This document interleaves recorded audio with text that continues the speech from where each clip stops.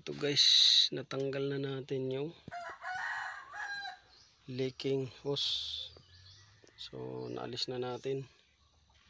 So dito yan nakalagay sa likod. Ayan o, yung tubo na yan pumunta dito, tapos nagti. So ganyan ka rami yung tatanggalin mo. So nagtanggal pa tayo ng mga fuel lines. Yan, daming tinanggal na mga electrical harness at fuel lines. Maraming tinanggal din na hoses. So nandito yung fuel lines natin, oh. Kasi hindi tayo makasuot, hindi makasuot yung kamay natin. So andito yung hose na nag-leaking. Ayan, yan, yan yung hose na nag-leak. Yan, yan o, yan. So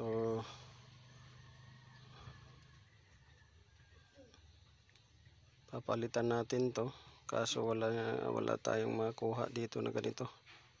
So bypass hose lang naman to, walang pressure na mataas. So gagawin natin, papalitan natin ng ito. So garden hose. So subok na to guys, itong garden hose na rapid yung ply nya.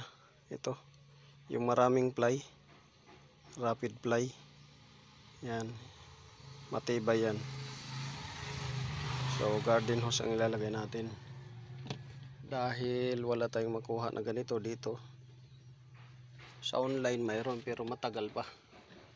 So mayroon tayong nilagay diyan sa harap garden hose, pero so far hindi naman siya bumigay.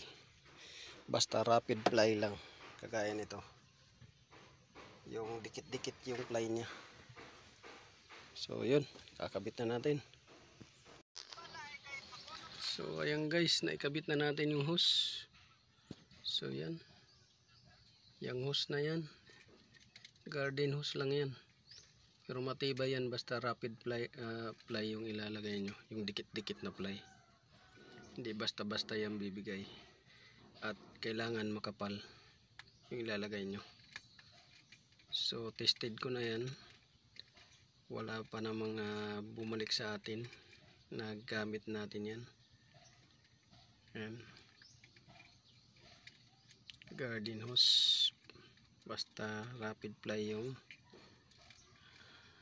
ply nya.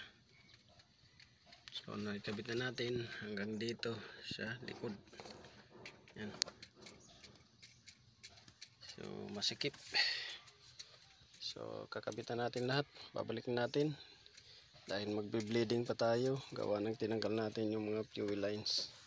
So matagal-tagal na naman to paandarin. So yun, update ko kayo guys sa next video. So ito guys, natapos na natin pagkabit ng mga accessories, harness, at pagre-routing ng harness at saka re-routing ng hose. So ito, naikabit na natin lahat. Yan. So lahat na natin ay kabit at re-routing ng harness at saka hoses. So dito naikabit na rin natin yung nilagay nating hose. Ayun, patungo doon at dito sa baba. So this is the moment na paandarin na natin. So start natin. Kung one click lang.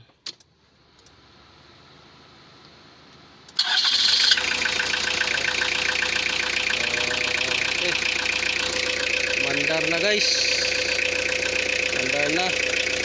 So tingnan natin dito, may mga patak ng tubig. Tingnan natin. So hindi na siya nagpatak guys, wala nang patak ng tubig. Ayan, wala na. So wala nang patak na tubig, wala nang leaking. yan. Dito, dati dito sa baba na to. Yan. Tumutulo dyan. So, ngayon wala na. So, okay na. Hindi na pumapatak. Wala. So, yun lang. This is Otoboyson. So, naway nakakawa ko yun ng konting idea. So, medyo matrabaho lang dahil sobrang sikip. So, God bless you all.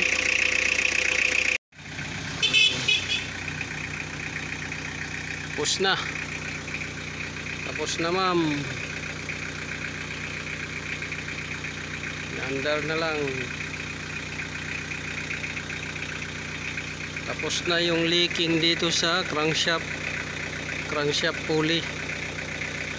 Yan, crankshaft seal. Leaking din sa hose. Tapos na. Tapos yung